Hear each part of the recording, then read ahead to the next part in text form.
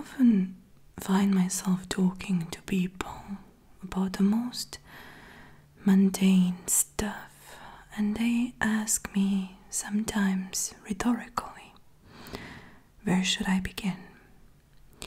In those moments, I catch myself saying the words my mom often tells me when I get lost in my thoughts. Begin from the beginning. So here I am, writing the beginning. Before I get into this story, I should say that melancholy was always there. Or better yet, it was always here. I am now completely and absolutely obsessed with death.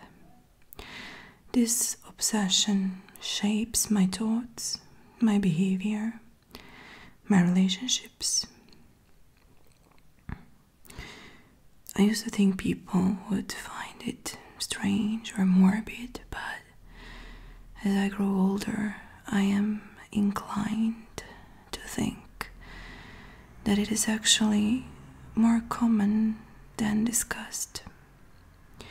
This particular obsession of mine developed over time, but the first encounter with that remains imprinted in my mind. The memory of it is very vivid, and I can recall everything. Why do I use the term obsession, you might wonder? It's because of the simple fact that sometimes you can fear something so much that it becomes all you can think about. It gives color to your very being.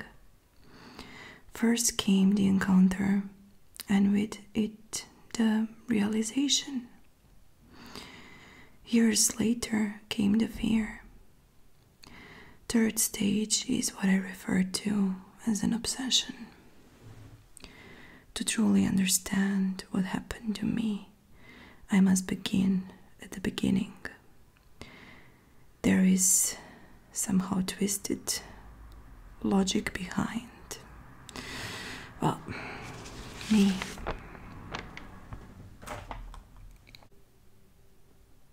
First time I witnessed death was when my granny died. I was 13 years old, the oldest of my siblings.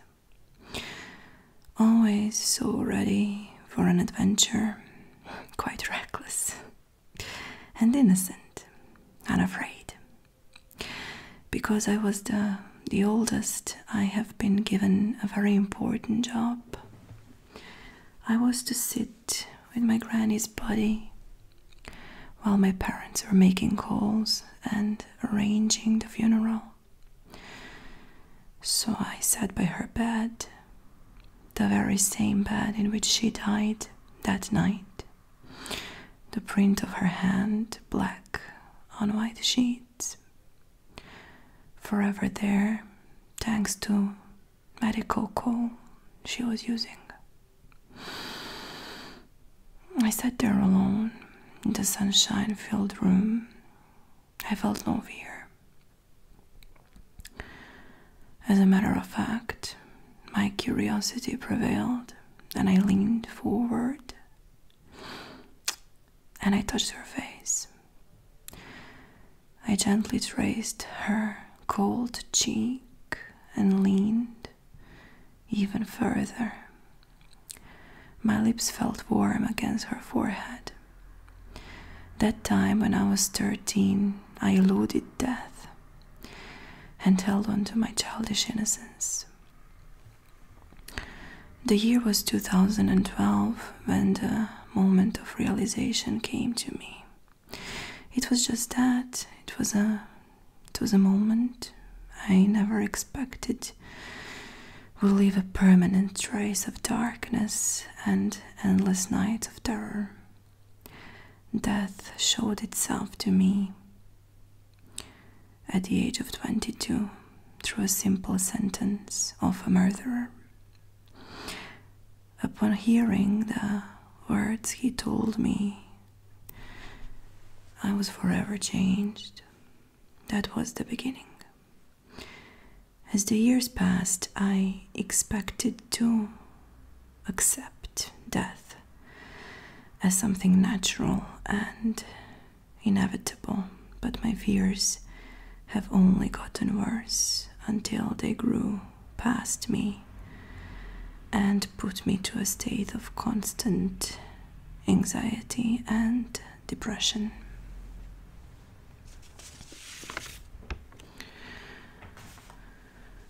Life seems easier while the sun is filling the sky, like a blanket of security that keeps the shadows away. As the night falls, I find myself traveling in time to the exact rainy day, and my 22-year-old self. My mind toys with the question we all probably asked ourselves when we reached the point of psychological maturity. What is the point? What is the point of living? I twist it and turn it in my mind, lying awake while the house is quietly submerged into a peaceful ignorance. I don't have the answer. I just know that upon a fortunate series of events, I am still alive. After contemplating the events of 2012, I have come to the conclusion that none of them really matter. Still, it was the beginning of new me. A little less happy, a little more shy, definitely colder.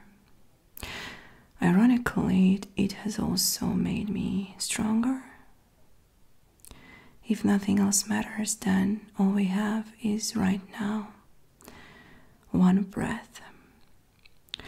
My obsession is the sentiment that gives me most torment and most comfort.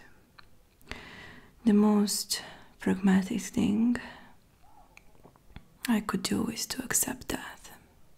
In the end of the day, living bound by the maladies of body and mind doesn't seem too appealing or exciting to me. But still, every day when the sun goes down, I hold my breath in expectance of a knock on a door, the last inhale or the last exhale. And I think of him and how his blue eyes were colder than my granny's forehead when I leaned in for one last kiss.